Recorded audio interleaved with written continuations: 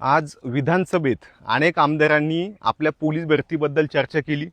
शेवटी गृहमंत्र्यांनी मुख्यमंत्र्यांनी त्याचं उत्तर दिलं आणि त्याच्यामध्ये त्यांनी सांगितलं की जवळपास 10,500च्या शिपाईचे पद रिक्त आहेत आणि ते आपण तेवढे सुद्धा भरणार आहोत असं आश्वासन दिलंय. आत्तापर्यंत आश्वासन आलेत, आत्ताही दिलंय. आता आपल्या पोलीस भरतीचा इतिहास बघितलं तर असं झालेलं आहे की आश्वासन आणि मग अचानक जाहिरात काढतात. तोपर्यंत अनेक विद्यार्थी एकदम साखर झोपेत असतात किंवा त्यांनी सगळी आशा सोडलेली असते. आता जे विद्यार्थी टिकून असतात मग ते साधी गोष्ट आहे की अभ्यासात पुढे राहतात आणि त्यांचं सिलेक्शन होतं.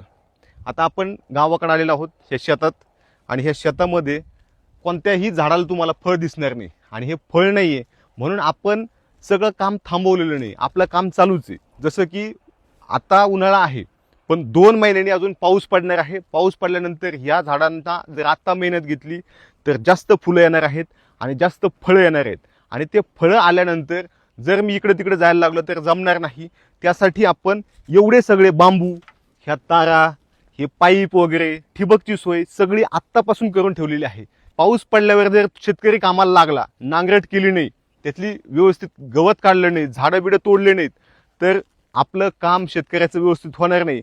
त्याचप्रमाणे विद्यार्थ्यांचं सुद्धा होत नसतं. म्हणूनच आपल्याला जाहिरात येण्याआधी तयारी केली पाहिजे. ती तयारी काय असते? आता तुम्ही तर बांबू आणून जमणार नाही, म्हणजे वह्या, पुस्तकं, क्लास, तुम्हाला नोट्स काढायच्यात, टेस्ट सोडवायच्या, जे काय सोडवायचे, कुठं कोणाला अकॅडमी लावायची, कोणाला डबे खायचे, त्याची आत्तापासून तुम्ही तयारी केली पाहिजे जेणेकरून येणाऱ्या परीक्षेत तुम्हाला भरघोस मार्क पडतील आणि तुम्हाला सुद्धा यश येईल.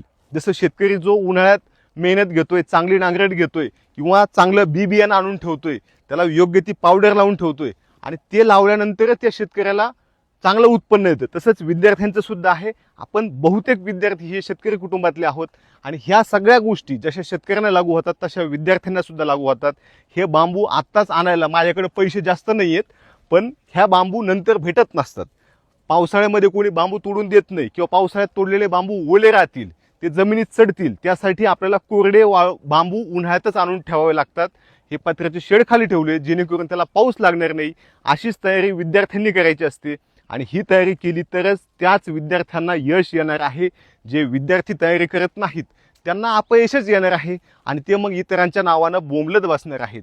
पण तुम्ही ठरवायचं तुम्हाला यश आणायचं की अपयश. इथं मी सांगतोय की काहीही करा, कुठेही अभ्यास करा आणि काहीही वाचा. तयारी ही तुमच्या बापाप्रमाणे, तुमच्या शेतकऱ्याप्रमाणे तुमची सुद्धा असली पाहिजे, नाहीतर अपयश पक्क आहे.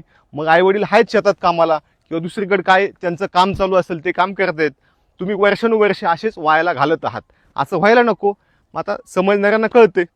जय हिंद.